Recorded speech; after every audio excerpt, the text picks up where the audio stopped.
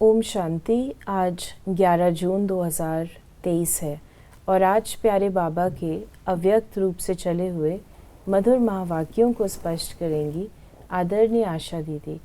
आज की मुरली की रिवाइज डेट है 9 जनवरी 1995 और मुरली की हेडलाइन है निश्चय बुद्धि की निशानियाँ, निश्चित विजयी और सदा निश्चिंत स्थिति का अनुभव। बाबा ने कहा, आज सर्व बच्चों के रक्षक और शिक्षक बाप दादा अपने सभी ब्राह्मण बच्चों के फाउंडेशन को देख रहे थे। ये तो सभी जानते हो कि वर्तमान श्रेष्ठ जीवन का फाउंडेशन निश्चय है। जितना निश्चय रूपी फाउंडेशन पक्का है, उतना ही आदि से अब तक सहज योगी, निर्मल स्वभाव, शुभ भावना की वृत्ति और आत्मिक दृष्टि सदा नेचुरल रूप में अनुभव होती है। हर समय चलन और चेहरे से उनकी झलक अनुभव होती है, क्योंकि ब्राह्मण जीवन में सिर्फ जानना नहीं है कि मैं ये हूँ और बाप ये है, लेकिन जानने का अर्थ है जो जानते हैं वो मानना और चलना।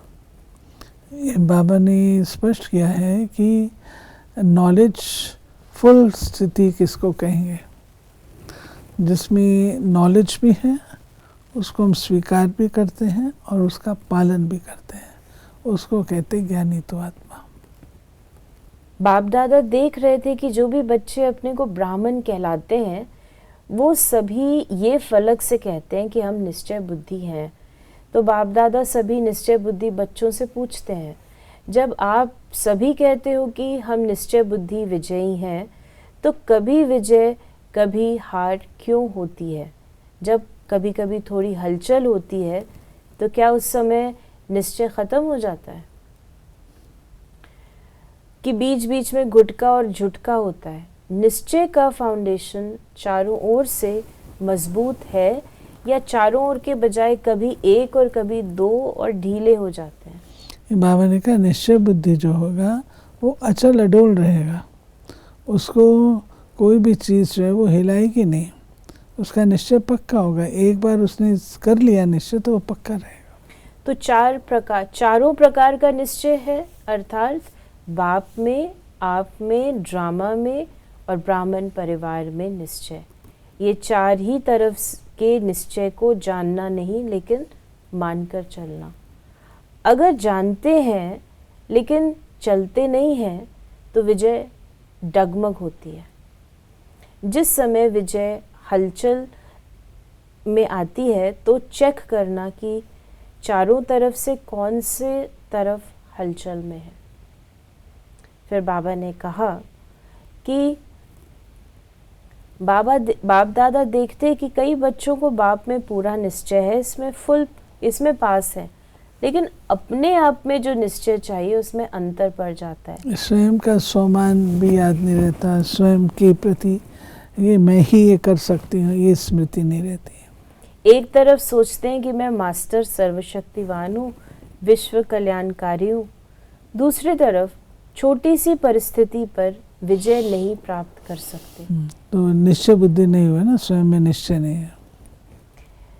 तो बाबा ने कहा कि अगर उस समय उन्हें कहो कि क्या स्वयं को परिवर्तन कर स्व कल्याणकारी नहीं बन सकते, तो जवाब देते हैं तो विश्व कल्याणकारी, लेकिन स्व कल्याण बहुत मुश्किल है, ये बात बदलना मुश्किल है। तो विश्व कल्याणकारी कहें या कमज़ोर?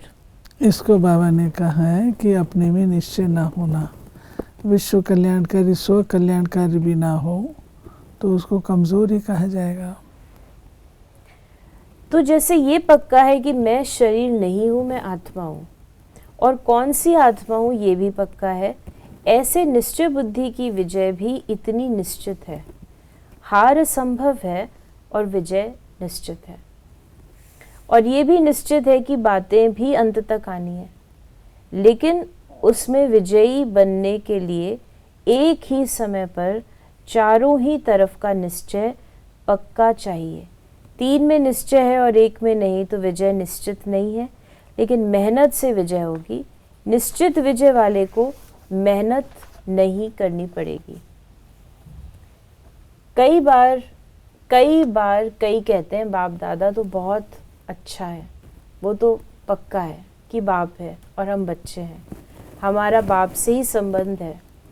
लेकिन दैवी परिवार में खिटखिट होती है, उसमें निश्चय डगमग हो जाता है, इसीलिए परिवार को छोड़ देते हैं, हल्का कर देते हैं।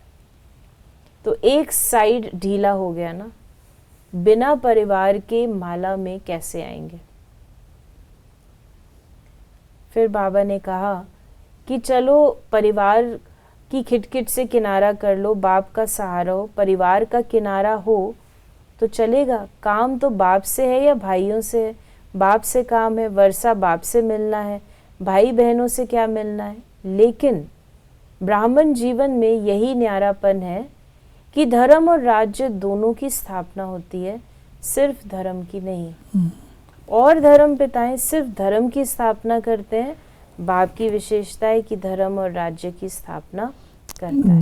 दो तो बाबा ने बताई, और एक और भी होती है जिसको बाबा ने बताया है आगे मुरलियों में। जैसे आज की मुरली में बाबा ने बताया 9 तारीख की मुरली में कि मैं धर्म की स्थापना भी करता हूँ, मैं राज्य की भी करता हूँ, तो मैं डायनेस्टी की भी करता हूँ, घराना भी बनाता हूँ, तीनों। फिर बाबा ने